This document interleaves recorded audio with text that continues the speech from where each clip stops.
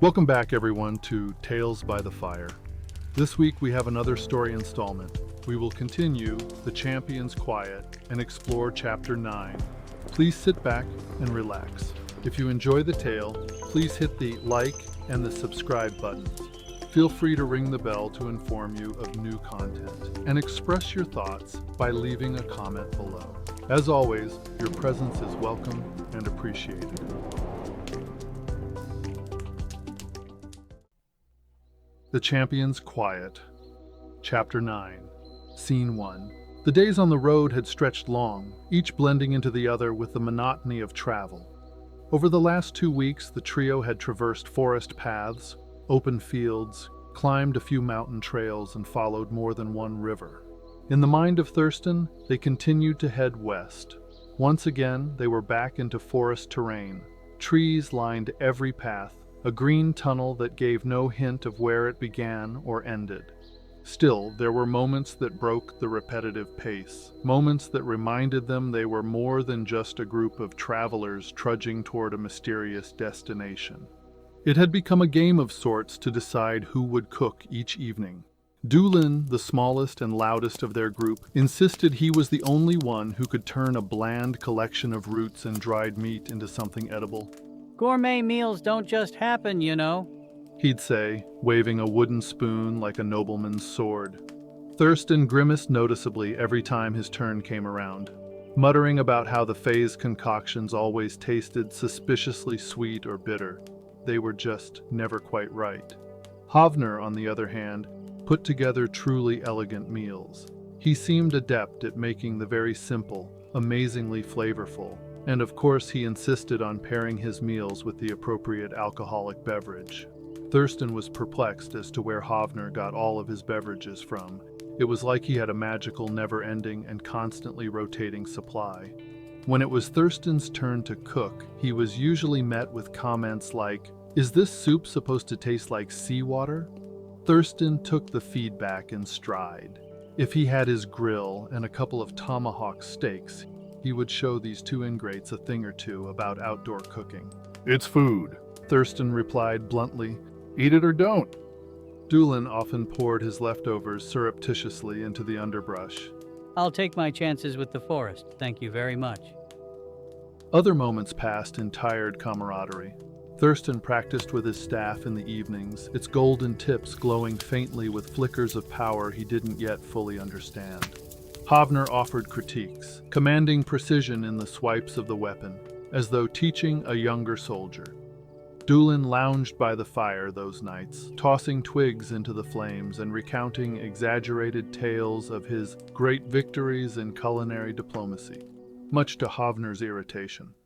As the days progressed, Thurston's pull grew stronger. Up to a certain point, it was just a subtle tug, like a note of music too faint to properly hear, yet impossible to ignore. But now it was a very obvious part of his existence, and it was clear it was not going away. The feeling drew him to the denser woods. The feeling was drawing him away from the easy, comfortable, well-groomed path into what appeared to be dark and foreboding woods. "Looks like this is our path," Thurston said aloud. "Of course, it would be dark and foreboding," he added while slowing to inspect the trees around them. Their bark was darker, almost black in some places, and their branches twisted upward like skeletal hands reaching. Despite the changes, Thurston felt calmer and more certain than he'd been in days. His instinct told him this was where they needed to go. Hovner paused beside him, eyes narrowing as he scanned the surroundings. The elf's expression grew unreadable, but his usual sharpness softened to something like reverence. "There's something here," he murmured, more to himself than the others. "The air is thick with magic." Great. Dulin chimed in, hoisting his pack higher on his shoulders. And what kind of magic are we talking about then? Good magic? Bad magic? Neutral magic that just subtly messes with our... "Quiet," Hovner cut him off, his tone not unkind but firm. He touched the bark of one of the trees, tilting his head as if listening to something unheard. A faint glimmer passed over his sharp features, and his usually guarded expression shifted into something softer, curiosity tinged with sadness. This is ancient. Meaning what? Thurston asked, gripping his staff more tightly. Meaning, Hovner said slowly, straightening, that once upon a time we would not have been allowed to trespass here. He paused, scanning the woods again. This was Fey land.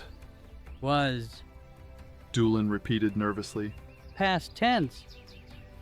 But I feel it now too. Thurston looked down at the ground beneath his feet. The pull guiding him forward didn't feel hostile, but the air here was undeniably different. It hummed faintly, not unpleasantly, but with enough weight to remind him they were trespassing on something greater than themselves. Hovner seemed to wrestle his thoughts for a moment, his hand drifting down to the hilt of his sword, but not drawing it. Instead, he simply nodded to Thurston. Well, He said, his sharp gaze piercing.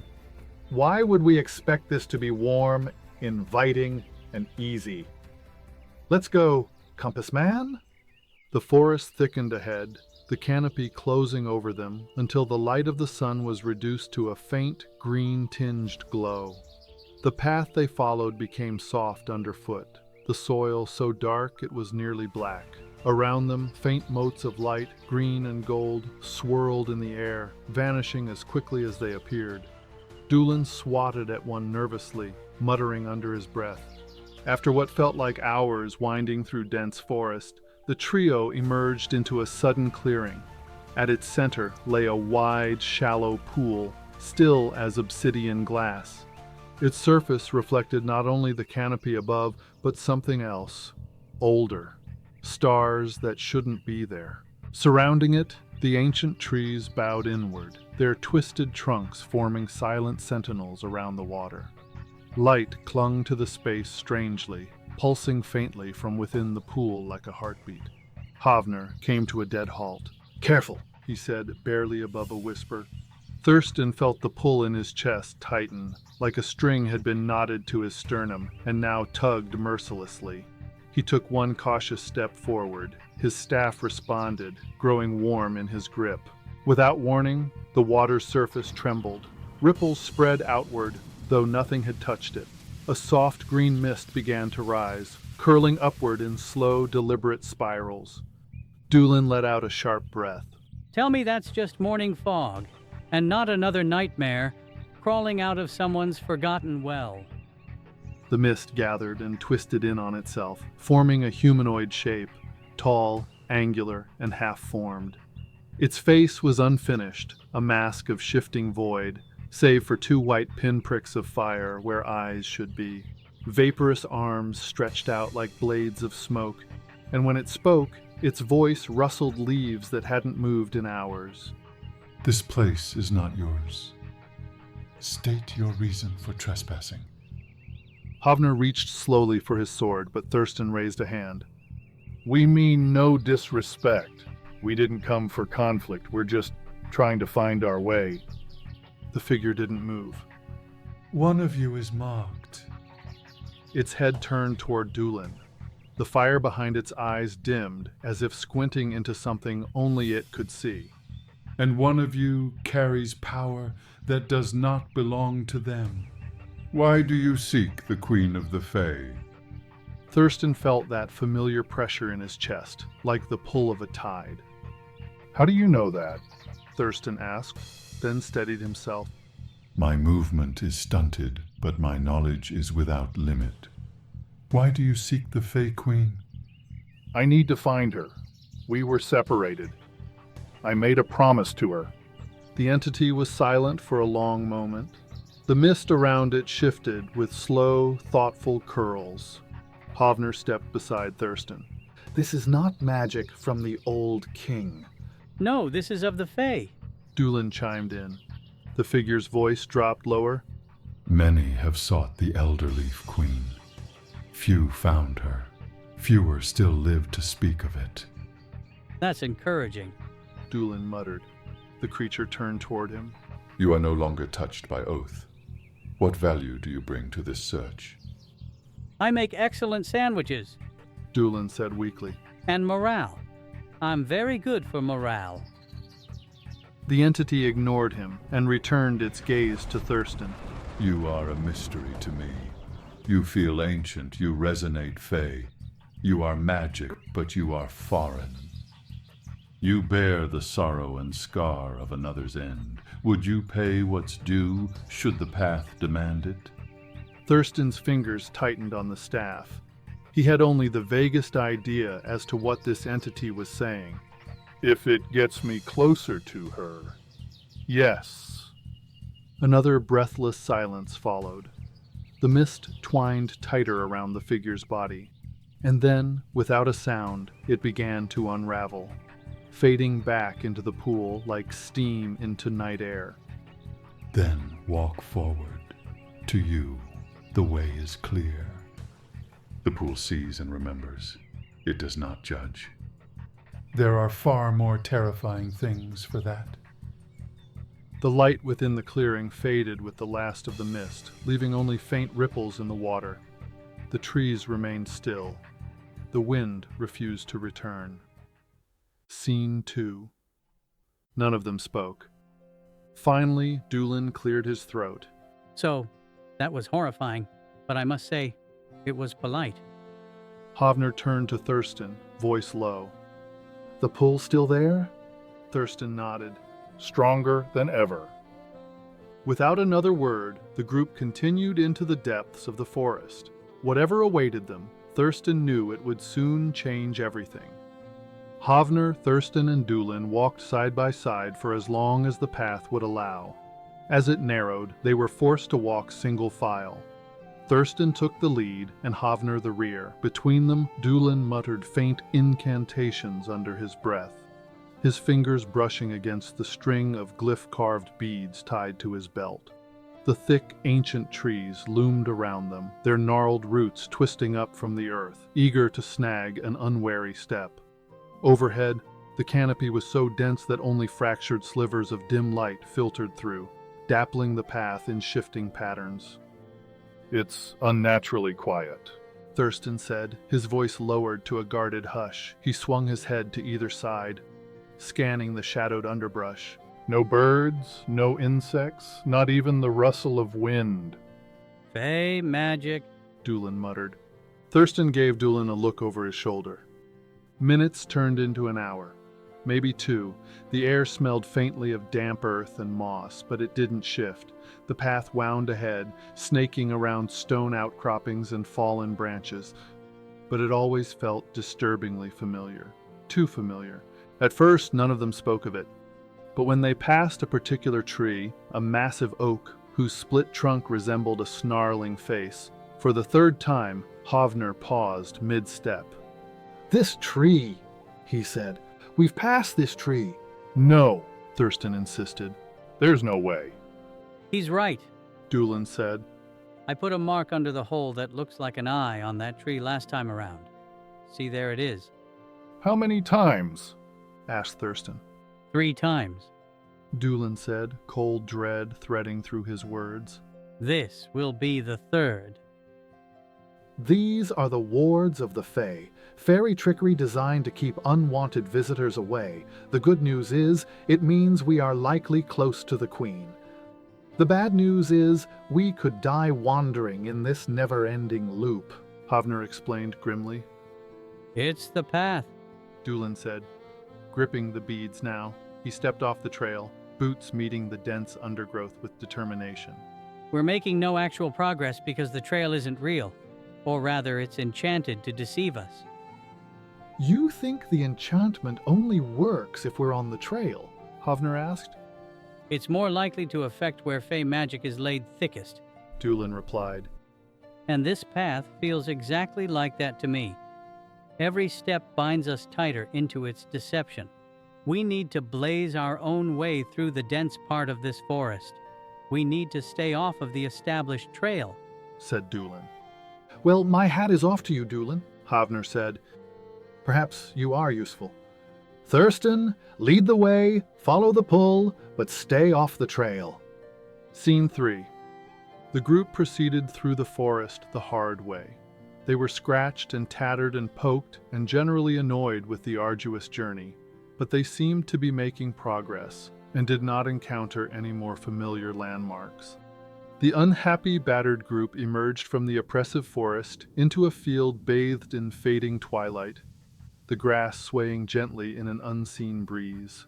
The openness felt alien after the suffocating closeness of the woods. They took a deep breath and experienced a moment of calm and warmth. That feeling of relief was unfortunately short-lived. At the center of the field stood a stone statue, its presence commanding and ominous. It depicted a smiling figure, hands clasped over a long-bladed staff that pressed into the ground at its feet. The happy face was eerie. It seemed very wrong to Thurston. This thing could not possibly be happy to see them. Vines wreathed the base, some snaking up the statue's robes. It was as if this thing had been here for a very long time. It was part of the field. Around the base, symbols carved into the stone glowed faintly in the dim light, a sickly mix of green and silver that pulsed like a slow heartbeat. It feels like that smiling thing is watching us, Hovner said, his voice low and sharp. He surveyed the field, gripping his broadsword tightly. It may be made of stone, but it knows we're here. It's a sentry, Dulin said solemnly. Let's just walk around it. We will give it a wide berth and leave it undisturbed, Thurston suggested. The group was in silent agreement. They proceeded to the left of the meadow, intending to sneak past the unnerving statue. The trio was almost to the woods when a booming voice stopped them in their tracks. Where do you think you are going, tiny peoples? The booming voice said.